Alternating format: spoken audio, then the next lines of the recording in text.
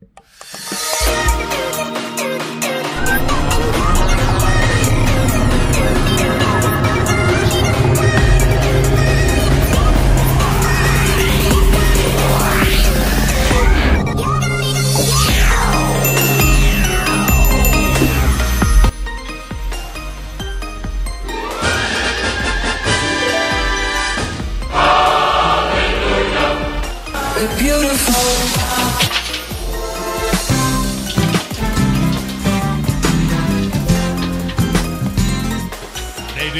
go! Okay, magandang araw mga baryador. $20 Liberty Heat Double Eagle with Moto 1875. So yun po ang tatalakayan natin sa inyong harapan. Ito po yung barya. Gold po siya. Goodie sa bawat isa sa ating mga baryador. Dito na naman tayo sa pagtatalakay sa barya na nabili natin sa mataas na halaga. 13mm shift round. Ito'y $20 Liberty Heat Double Eagle Moto 1875 yung hawak natin.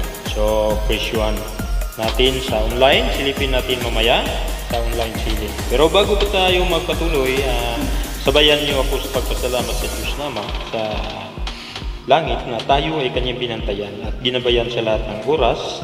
Siya ay nagpatnubay sa atin na tayo ay laging makagawa ng tama na ayon sa kanyang kagustuhan. So thank you Lord.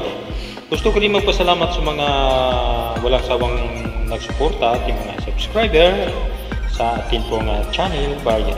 So please subscribe sa mga hindi pa naka-subscribe. Invite ko po kayo. Subscribe po ninyo ang maliit nating channel para po ito'y lumago at makabigay tayo ng kunting kalaman, update sa mga presyo ng barya sa national man o international. So yun po, pangkalahatan ang gusto nating alamin ng barya. So yun po, subscribe po sa maliit nating channel. Also share sa mga friends natin and hit the bell button para update tayo sa mga new video na atin pong i-upload. So yun po, punta tayo sa pira na atin pong tatalakayan at talaga at quality ng barya at bakit tayo ay nagkukulikta nito. So ano bang mayroon? Bakit tayo nagkukulikta ng barya? Nagkulikta tayo dahil mayroon po tayong tinatawag na numismatic character. So alamin natin ang barya, ang kanyang pagkakilanlan, features natin. So yun po, ang atin pong barya. Issuer, United States, period, Federal Republic, year 1866-1876. So, ang pera natin is 1875. So, 10 years ito. So, nasa 9 years ito, lumabas yung pera natin sa sirkulasyon. So, yun po. Value nito is $20. 20 USD sa Pilipinas. Money is 1,134 pesos. So, yun po ang value sa Pilipinas. Komposisyon, gold 9 point, copper 1 point. So, gold po ang pera natin. Ang pagpakapit nito is copper. So, yun po ang nagpapasulit sa kanya. So, weight nito is 33.406 grams, diameter 34 mm, shape is round. Obverse, Liberty, coronet head, facing left, surrounded by 13 stars. Yun po ang kanyang obverse, and deep below. Yun po. So, ang reverse naman, ang kanyang reverse. Ayan po ang kanyang reverse.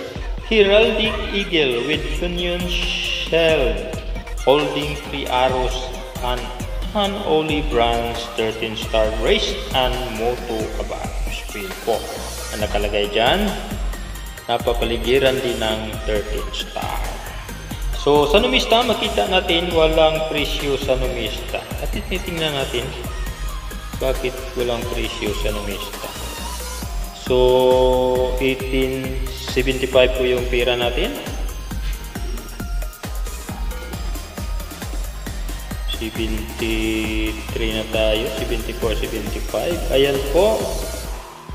75 Pro, 75cc, Carson, at saka San Francisco Man.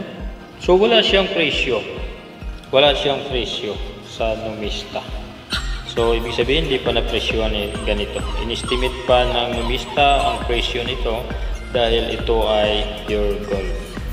So, punta tayo sa online selling. Sa online selling, punta tayo. Baka mayroon mag-display. Alamin natin kung magkano po sa online selling sa presyo ng atin pong barya. So dito po, mayroon po tayong nakita sa online selling. Ayan po, ang presyo niya is Philippine money 671.24. Ayan po, saan po siya? Sa Etsy. So online selling sa Etsy, may naka-display. Ayan po, 674.24 piso. So value niya is piso, pira po natin. So, yun po. Dito, sa kabila, tingnan natin kung magkano ang presyohan. So, 1851 yan. Katulad lang sa pera natin. Dollar, $3,598 per coin yan. So, napakataas ang presyo nito.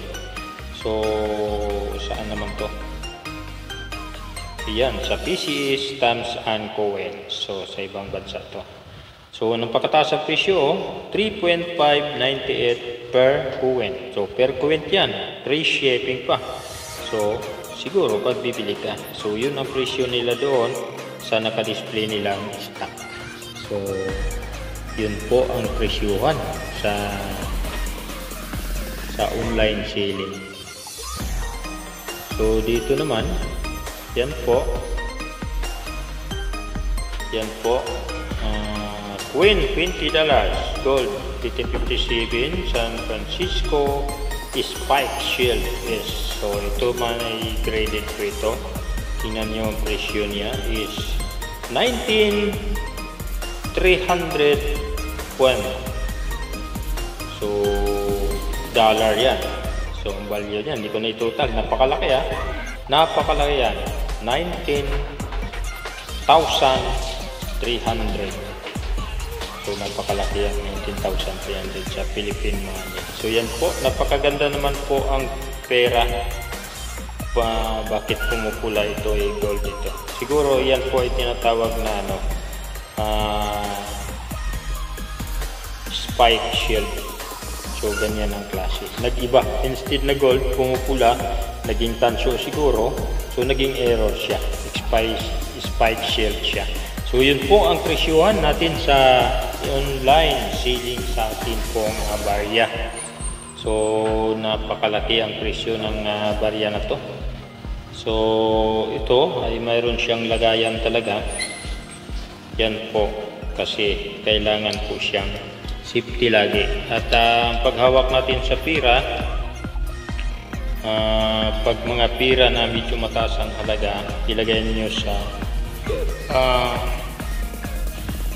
sa capsule, tapos kailangan naka-guantes kayo para hindi po magkakaroon ng moist ang pira natin. So, yun po ang atin pong pira, genuine mga baryador. So, yun po ang atin ng pagtatalakay at pagsalaysay sa barya na ito. So, comments lang sa comment section. Pag mayroon kayong comment, subscribe kayo para madaling ma-notify at madali tayong makaresponse sa inyong mensahe. So, thank you. God bless you all. Bye-bye.